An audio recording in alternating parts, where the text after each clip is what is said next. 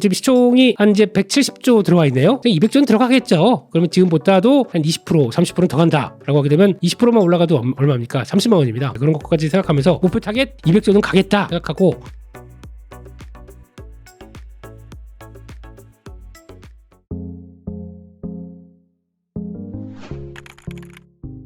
네, 제 속에 있는 거를 소개하기가 참 그렇긴 한데요. 예. 일단 오랜만에 뵙습니다. 웅달 책방에는 거의 우리 웅달님이 안 불러주셔서 예, 오랜만에 나오는 것 같고요. 저는 레몬 리서치의 김민수입니다. 뭐 여기저기서 잘 나오고 있다 보니까 이제 얘 또 나왔네 이렇게 생각하실 것 같고, 하지만 오늘 또 하반기를 대비해서 시장 흐름들 많이 좀 바뀌는 것 같아서 이런저런 얘기들 많이 드리도록 하겠습니다. 네, 너무 먼데요? 지금 당장 오늘도 잘 모르겠는데, 예, 근데 이제 중요한 부분은 이제 올해 초에서도 웅달 책방에서도 나와서 그런 얘기는 드렸을 겁니다. 올해 지수와는 상관없이 변동성은 커질 것이다. 그러니까 그 변동성 관리 좀 잘 하셔야 될 것 같고, 거기다 또 두 번째는 지금 이제 먼저 지수가 움직입니다. 그러다 보니까 지수가 강하게 변화가 나오기 시작하게 되면 이제 대형주 중심으로 먼저 포지션이 가져가고 움직이는 변화가 나오고, 또 특히 한국 증시의 가장 큰 특징은 외국인들이 매수가 강하게 들어와서 이렇게 멱살 잡고 쫙 끌어올리는 모습들이죠. 그러면은 외국인들이 사는 종목, 관심 있는 종목들이 어딘가 이거를 좀 보시면서 체크하셔야 되는데, 그렇다고 하게 되면 한국 증시는 반도체 빼고는 얘기할 수 없습니다. 그러면 반도체의 사이클에 따라서 움직이는 모습들이 많겠죠. 그 사이클에 대한 흐름들 같이 보시면서 움직이고, 게다가 또 두 번째는 2차 전지겠죠. 또 대한민국의 수출의 하나의 축, 2차 전지가 많이 힘들었습니다. 그러다 이제 오방의 바닥을 찍고 돌아서는 모습들이 하반기에 확인된다. 그러면 그쪽도 다시 한번 변화가 들어오게 되면 또다시 하나의 축으로 작용할 수가 있기 때문에 그런 변화를 보시되, 하지만 이게 또 정보의 정책적인 부분들과 같이 연결될 수가 있는 상황이기 때문에 미국에서 어떤 정책이 또 바뀌느냐. 그래서 뭐 많이 얘기하는 트럼프, 바이든 이쪽에 대해서 정책적으로 약간 좀 트럼프 지금 전 대통령이 지금 우세한 모습들이 보이다 보니까 위축되는 모습들도 있는데, 또 모릅니다. 또 뒤집힐 수가 있겠죠. 바이든 행정부 쪽에서 나왔던 변화를 그대로 계승하는 거에 대한 변화 중에서도 바이든 후보가 교체된다든가, 또 이제 민주당에서 어떤 미국 쪽에서도 결단이 나오기 시작하게 되면 이것도 게임이 바뀔 수가 있는 모습들이죠. 그렇기 때문에 그런 거는 가능성은 염두를 하고, 제일 중요한 거는 전기차 관련된 이제 판매의 큐가 어느 정도 회복되기 시작하면서 그동안에 나왔던 재고가 꺾이는 모습들 나오는 이런 변화들을 같이 가져가시면서 어떤 2차 전지 쪽에서의 흐름들은 체크를 해보셔야 될 것 같고요. 결론적으로는 그런 것 같습니다. 그래서 올해도 내년도 일단 사이클 상으로 봤었을 때는 아직 그렇게 크게 꺾이는 모습들이 안 나오고 있기 때문에 여전히 해봐도 된다. 하지만 지금 저희 관심은 다 미국 시장이 너무 강하다 보니까 미국 시장으로 가 있죠. 투자 이민 가 있는 상황입니다. 그럼에도 불구하고 한국 시장은 그 빈틈을 타서 개인이나 기관이나 계속 매도해서, 기관도 마찬가지죠. 펀드를 환매하게 되면 개인들이 너네 넣었던 그 수익률이 뭐냐, 팔겠어, 팔아가지고 미국 시장 갈래, 아니 부동산 할래, 이런 쪽으로 나오다 보니까 변화가 나오는데, 그 빈틈을 타고 외국인들은 계속 사고 있습니다. 그럼 외국인들이 사는 섹터나 종목들은 앞으로에 대한 기대감이 더 높다고 봐야 되겠죠. 그런 흐름들을 보시면서 일단 너무 부정적이진 않게 그렇게 바라보고 있습니다. 거품은 카푸치노에 있는 거고요. 네, 저희가 지금 서학개미들이, 그리고 우리나라에서 가장 많이 지금 현재 미국 종목을 보유하고 있는 종목은 테슬라입니다. 이 종목이 20조가 넘는 걸로 알고 있고요. 그 다음이 엔비디아 한 18조 5천억 정도 제가 보유하고 있는 상황이니까 두 개만 합치게 되면 38조 5천억, 약 한 40조 됩니다. 이런 상황에서 뭐 저희가 또 마이크로소프트, 뭐 애플 다 사면은 거의 뭐 4, 50조 되겠죠. 근데 한국에 지금 현재 고객 예탁금이 55조 56조. 네, 그러면 만약에 이게 글로 안 갔었으면 한국 그대로 남아서 한국 주식시장을 또 끌어올렸던 주체가 되겠죠. 결국에는 이게 얼마나 가슴 아픈 사연입니까? 자꾸 금융투자소득세 이런 쓸데없는 정책한다고 해서 사람들 다 쫓아보내고 결국에는 빈집 많은 상황에서 외국인들만 또 신나게 사고 있고 이러면 안 되죠. 예, 금투세 그냥 집어치우세요. 그런 거 되지도 않을 것들, 그래 봐야 전혀 형평성이 맞지도 않는 것들, 그리고 또 오히려 변화가 긍정적으로 기대할 수 없는 것들, 이런 것들은 좀 안 했으면 좋겠고요.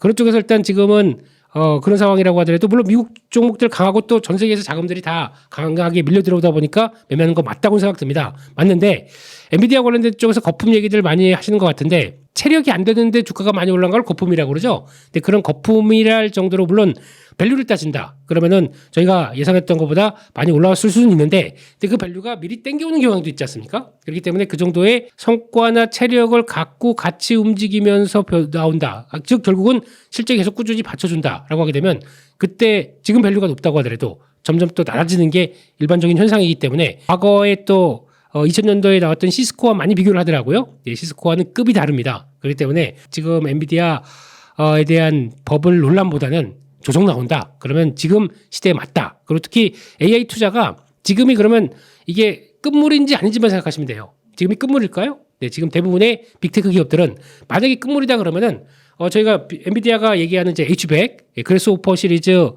100, 200 정도에서 여기서 끝났을 거예요. 그리고 아마 투자가 금액이 줄다 보니까 거의 좀 하락 쪽으로 나갈 거예요. 더 성능이 좋다고 하는 블랙웰 시리즈가 나오기 시작하는데 거기서도 대기 수요가 많다라고 하게 되면 이거 끝물 아닙니다. 그렇기 때문에 성능 좋은 건 더 비싸겠죠? 그러면 이런 것까지 생각하고 나중에 루빈 모델까지 내년, 내후년에 나오기 시작한다라고 하게 되면 계속 좋은 레벨업된 것들이 나오기 시작하면서 그에 따른 수요가 있다는 것을 반증하기 때문에 끝물은 아니라고 봅니다. 네, 가장 먼저 삼성전자를 봐야 되겠죠? 예, 삼성전자를 보게 되면은 삼성전자가 얘기를 하는 것과 다르게 지금 이제 가장 큰 고민 중에 하나가 그겁니다. 삼성전자가 처한 고민. 삼성전자가 처한 고민은 그거죠. 일단 메모리 반도체 업황 턴한다라는 쪽이고 거기다가 턴하는데 추가로 되는 HBM은 우리가 지금 성과를 못 낸다 이런 쪽이죠. 근데 HBM 쪽은 좀 아쉽게도 여러 가지 뭐 블룸버그나 최근에 나오는 소식까지 말씀을 드리게 되면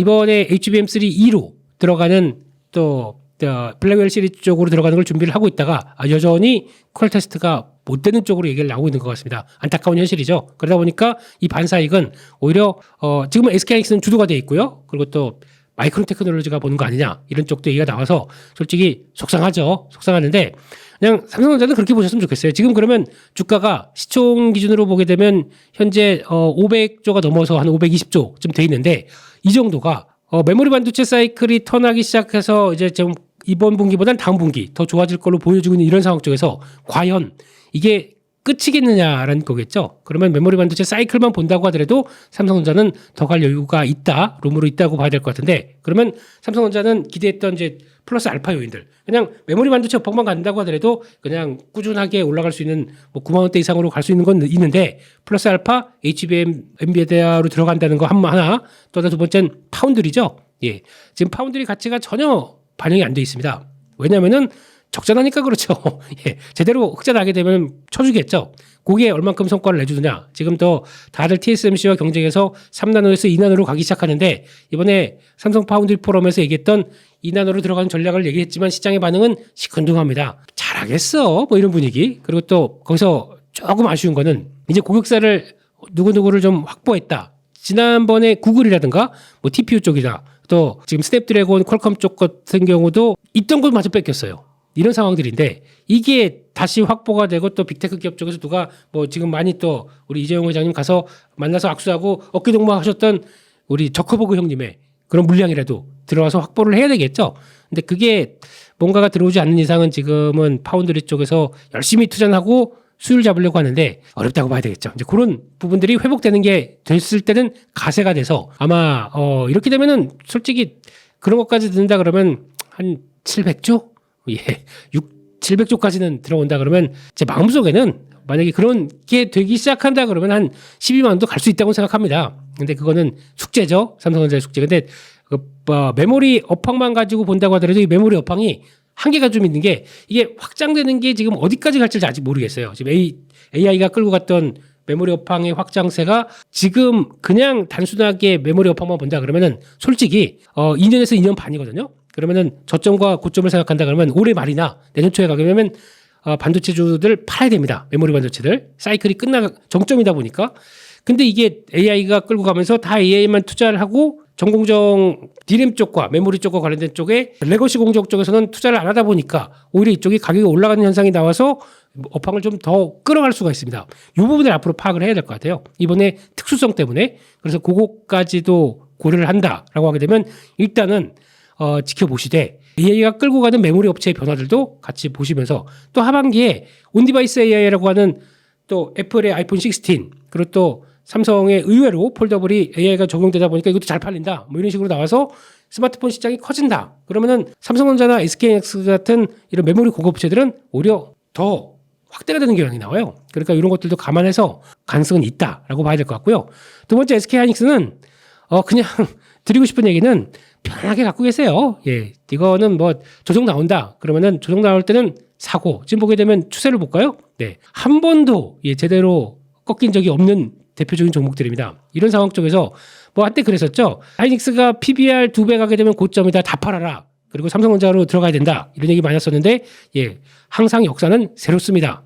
성장 밸류가 들어왔었을 때 PBR 가지고 이거 하는 사람들 돈 다 털리고 보통 한 16만 원대, 17만 원대 다 털렸을 거예요. 그리고 지금 24만 원까지 와가지고 아무 얘기도 안 하고 있죠. 내가 틀렸다는 반성도 안 하고. 근데 그런 것들 봤었을 때는 그러니까 성장의 메모리 업체가 사이클 업체긴 하지만 성장으로 인해서 다시 달가오기 시작하게 되면 밸류도 다시 계산을 해야 되는데 그런 쪽에 대한 시각도 없다라고 하게 되면 네, 그렇죠. 지금 여기까지 들어와 있으면은 제가 보기에는 지금 시총이 한 이제 170조 들어와 있네요. 그냥 200조는 들어가겠죠. 그러면 지금보다도 한 20%, 30%는 더 간다라고 하게 되면 20%만 올라가도 얼마입니까? 30만 원입니다. 그런 것까지 생각하면서 목표 타겟 한 200조는 가겠다 생각하고 아마 이번 분기 때도 이 영상 보실 때쯤에는 실적이 나왔을까요? 모르겠지만 지금 분기 영업이 5조대 얘기를 하는데 이게 시작이냐 끝이냐는 한번 판단을 해보시고 거기다가 다음 HBM3E는 똑같은 수익성이겠느냐?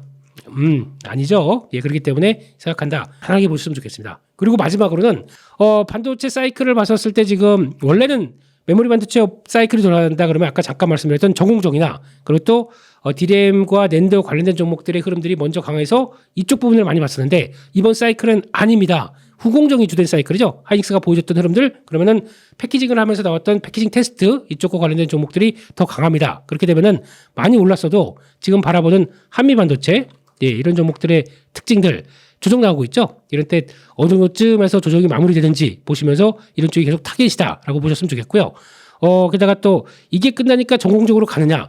간다고 하더라도 아까 말씀드렸듯이 투자를 확대를 못합니다. 그렇기 때문에 그게 투자가 확대되는 흐름들이 확인되면서 전공정 업체들도 좋아지는 모습들이 나오겠죠. 그럼 그때 조금 늦게 움직일 텐데 그래도 이번 사이클의 핵심은 HBM 관련된 쪽이다라고 보시면서 그런 거 흔들렸을 때 또 조정 받았을 때 계속 또 보시는 게 맞을 것 같고요. 그밖에 뭐 PSK 홀딩스 이런 종목들도 같이 연결될 수 있겠고 또 많이 힘들었다가 이제 막 돌아가고 있고 거기다 뭐 테크윙 이런 종목도 이제 신규로 테스터 들어가는 쪽이죠. 그러다 보니까 안 빠지고 있고 DI 같은 경우는 아마 조금 그래요. 이거는 이제 들어가겠다라고 이제 스케줄이 나온 상황 쪽에서 이제 조금 어떻게 보면 테크윙보다 조금 늦은 모습들 그런 쪽이다 보니까 약간 이 부분이 좀 먼저 밸류를 좀 살짝 당긴 부분이 있기 때문에 이거는 이제 아마 테크윙의 프로버보다도 조금 늦지 않을까라는 생각이 좀 들고 있고 근데 또 이제 이쪽으로 뭐 리플라우 쪽으로 나가기 시작한다 그러면 뭐 STI 같은 경우도 신규로 들어간다라는 쪽이 나오기 때문에 이런 쪽의 종목들을 중심으로 봐서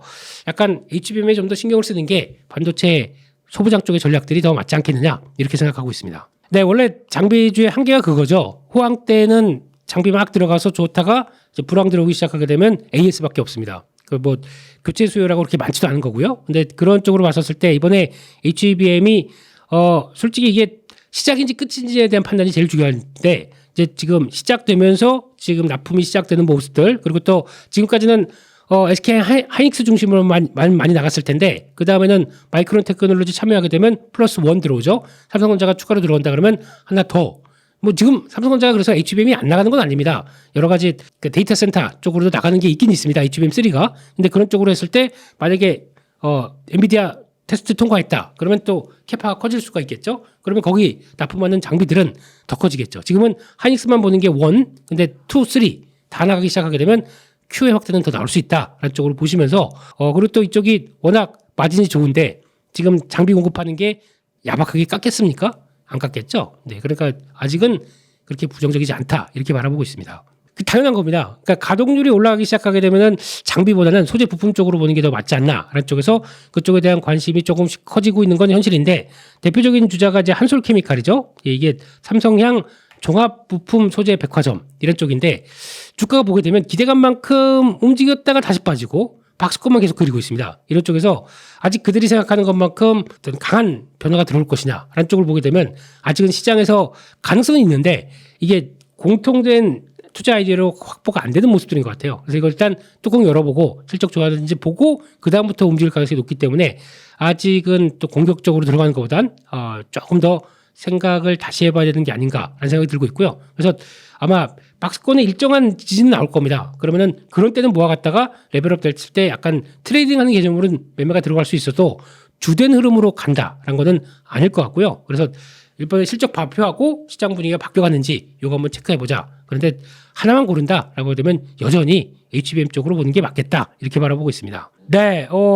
다시 큰 그림을 그려보게 되면 이왕이면 반도체 쪽을 투자하신다 그러면은 대형주 하세요. 삼성전자와 하이닉스 쪽으로 갇혀 가시면서 지금은 아마 웅달 책 발행에서도 작년에 한 여름 때 요맘쯤 됐었을 거예요. 그때 하이닉스 그때 주가가 8만 원대, 9만 원대도 못 가고 있었을 때 적자 때문에 회사 망한다 이러고 있을 때 제가 20만 원을 말씀드렸습니다.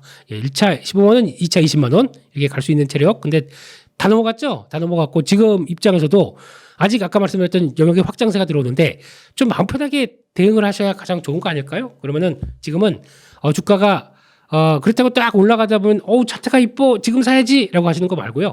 가다가 또 무슨 이유가 돼? 아니면 또 삼성전자도 마찬가지로 또 차익 매물 나오면 무거워질 이런 타이밍에 들어가시는 게 가장 맞겠다라고 하고 계속 눌림 목대 또 이제 여러 가지 장비주들 이렇게 쭉 해서 삼성전자가 얼마 가게 되면 이게 더 얼마 갈 거야라고 하면서 어떤 탄력을 보시면서 매매하시는데 소부장이 그렇게 지금 만만한 상황이 아니게 돼 있기 때문에 그래서 오히려 지금 노리신다 그러면은 삼성전자나 SK하이닉스 정도로 보시면서 흐름들 잡아가고 원래 하이닉스를 계속 끌고 왔던 입장이다 보면은 하이닉스 수익 난 거를 약간 줄여서 한 삼성전자로 좀 들어가는데 제가 보기엔 지금에는 우선주가 더 난 것 같아요. 지금 삼성전자 우선주가 살짝 더 탄력이 좋은 게 삼성전자보다 조금 출발이 좀 늦었어요. 게다가 배당은 같은 배당을 비교하게 되면 조금 더 높겠죠. 그렇기 때문에 그런 관점으로 봤을 때 차라리 지금 직전 고점이다 보니까 조금 좀 주춤했을 때 공략하게 되면 우선주가 낫지 않을까라고 알아보고 있고 SKX를 주로 플레이를 했었으면 덜어다가 삼성전자로 가면서 한